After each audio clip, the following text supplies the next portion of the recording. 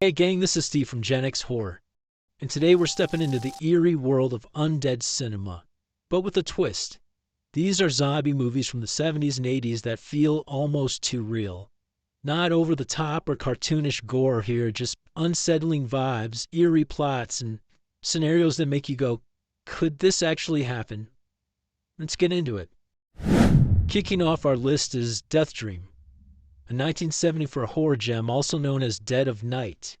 This one's directed by Bob Clark, and yeah, that's the same Bob Clark who gave us the holiday classic A Christmas Story. This movie takes a hauntingly intimate look at the aftermath of war. The plot of this one follows a soldier, Andy, who was killed in Vietnam but somehow makes his way back home.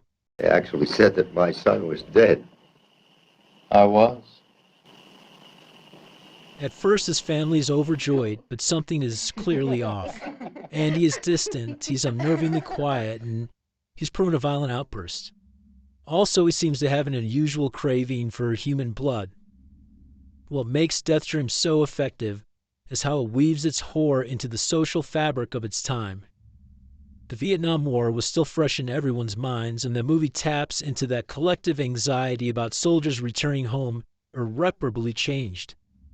Bob Clark and writer Alan Orsby reportedly based the story on W. W. Jacobs' short story, The Monkey's Paw. I know we've all heard of that one. This one adds a layer of literary weight to the narrative. Behind the scenes, the film was shot on a tight budget in Central Florida, giving it a stripped-down, almost documentary-like quality. The practical effects, handled by young Tom Savini, were groundbreaking for the time, especially Andy's decaying makeup as the story progresses. If you've seen this one, let me know what creeped you out the most in the comments. For me, it's Andy's emotionless stare. It's like he's already dead inside. Next up is Messiah of Evil. It's a 1973 cult classic that's as visually stunning as it is deeply unsettling. The story follows a young woman named Arletty who travels to a remote seaside town to find her missing father. But what she discovers is a community that seems trapped in some kind of undead trance, with eerie rituals and a sense of dread that never lets up. What sets this movie apart is its dreamlike, almost surreal atmosphere. The directors, Willard Huck and Gloria Katz, were a husband and wife duo who later worked on big Hollywood American films like American Graffiti, The Temple of Doom. But here, they created a film that feels like a nightmare you just can't wake up from. The visuals are pure nightmare fuel. It's a blood-red moon hanging over the ocean. It's got shadowy figures stuck in empty streets and a haunting scene in a movie theater that will stick with you long after the credits roll. And the town itself feels like a character, isolated, decayed, and utterly devoid of hope. The film was originally considered a failure upon release, but it's since gained a cult following, as most of these have. Critics now praise its haunting cinematography and unique take on the zombie genre. It's the kind of movie that rewards multiple viewings. I think you'll notice new, creepy details every time you watch it. Have you ever been to a town that just didn't feel right? Well, let me know in the comments. For me, this movie captures that unease just perfectly. You feel it in every single scene. What happens when the pesticide on your wine grapes turns deadly? That's the premise of The Grapes of Death, a French horror film directed by Jean Rollin, known for his artsy vampire movies. He takes a more grounded approach here, crafting a story that feels frighteningly plausible, as most of these do. The film follows Elizabeth, a young woman traveling through rural France who discovers that a pesticide used in local vineyards is turning the villagers into violent, flesh-eating zombies. Those are the worst kind. The horror escalates as she tries to escape the infected town, encountering increasingly grotesque and tragic scenarios along the way. But what makes this film stand out is the gritty realism, the rural setting combined with the almost documentary-like cinematography. It gives the impression that this could happen in any small farming community. He also didn't shy away from the emotional depth. There's a heartbreaking scene where a zombified husband begs his wife to kill him before he completely loses control. Behind the scenes, the film was shot on location in the French countryside, which adds to its authenticity. And while it doesn't have a big budget, the makeup effects are disturbingly effective, especially considering the era this was shot in. If you are a fan of horror with a side of social commentary like, say, Don't Look Up but with zombies, this one's for you. Let me know in the comments if you're brave enough to watch it with a glass of wine. Small town horror hits differently, and Dead and Buried is proof. Set in the foggy coastal town of Potter's Bluff, this 1981 film blends zombie lore with a murder mystery that keeps you guessing until the very end. The plot kicks off with a grisly murder, except the victim is later spotted alive and well. As more strange deaths occur, local Sheriff Dan Gillis begins to suspect that the town's beloved coroner, Dobbs, might be hiding a dark secret. The film's atmosphere is suffocating with its fog-drenched streets and eerie, almost Stepford-like townsfolk. And the practical effects are absolutely brutal. Stan Winston, the genius behind Jurassic Park and The Terminator, created some of the most memorable gore effects of his early career here. No joke. Dead and Buried was banned in several countries as a video nasty during the 80s. Watching it now, it's hard to see why. It's more psychological horror than splatterfest, but that just goes to show how powerful its imagery is. Have you ever visited a town that felt too perfect? Drop a comment below. I'm dying to know if you'd survive a weekend in Potter's Bluff. I don't believe I would, and I don't think anyone ever has. Toxic Zombies from 1980, also known as Blood Eaters. This low-budget shocker from 1980 is a prime example of grindhouse horror that makes the most of its limited resources. Story follows a group of hippies growing weed in the wilderness when a government experiment with pesticides goes horribly wrong, turns them into cannibalistic rage-fueled monsters.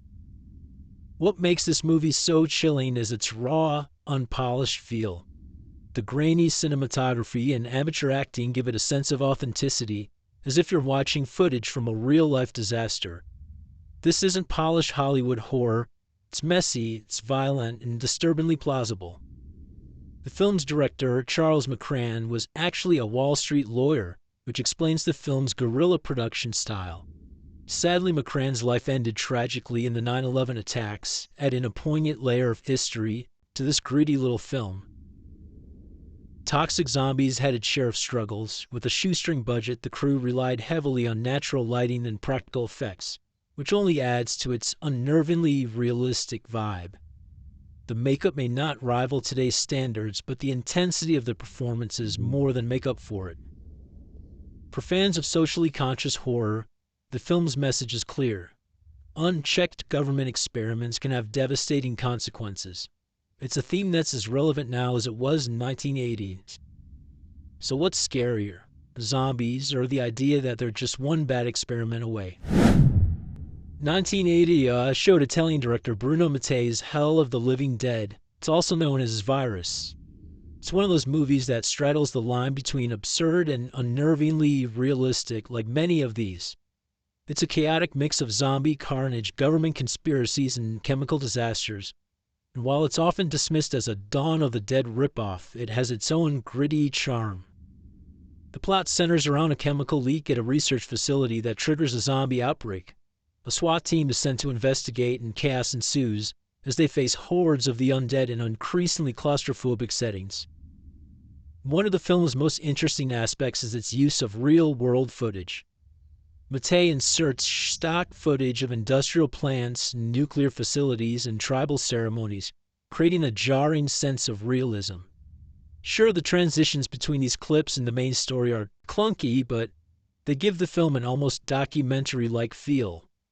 Behind the scenes, Mattei was notorious for his fast and loose filmmaking style, often recycling footage and soundtracks from other films to save money.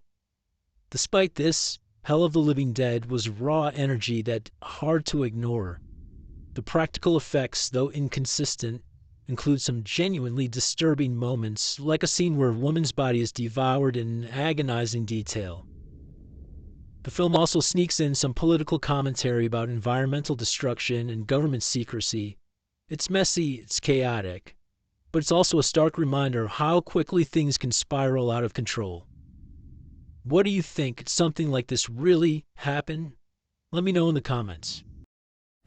Coming up next from 1983, released as Revenge of the Dead in the US, Zeder, or Zeder, is a slow-burn Italian horror film that trades gore for psychological unease. The story revolves around Stefano, I'm having a hard time with these, a writer who stumbles upon a mysterious typewriter ribbon. When he reads it, he discovers a cryptic message about K-zones, areas where the dead can be resurrected. What sets Zeder apart is its emphasis on science over superstition. The film dives into the pseudoscience of resurrection, treating it less like magic and more like a twisted branch of physics. This grounded approach makes the premise feel eerily plausible, like something you might hear about in late-night conspiracy podcasts. Avati intentionally avoided the typical tropes of Italian horror, focusing instead on atmosphere and suspense. The cinematography is filled with shadowy corridors and sterile laboratories, creating a cold, unsettling mood. And the score, composed by Riz Ortolani, famous for Cannibal Holocaust, adds an extra layer of dread. One of the most chilling aspects of the film is its ending, which raises more questions than it answers. Without giving too much away, let's just say it's one of those movies that leaves you staring at the screen long after the credits roll. So if you're in the mood for something more cerebral than splattery, Zeder, I'll say it that way this time, is worth a watch. Maybe avoid wandering into any off-limit zones. You never know what might be buried there, and you don't even know what a K-zone looks like, to be honest. Rounding out our list is Zombie Lake. And this is a 1981 French horror flick that's both absurd and oddly haunting. The story revolves around Nazi zombies rising from a lake near a small village.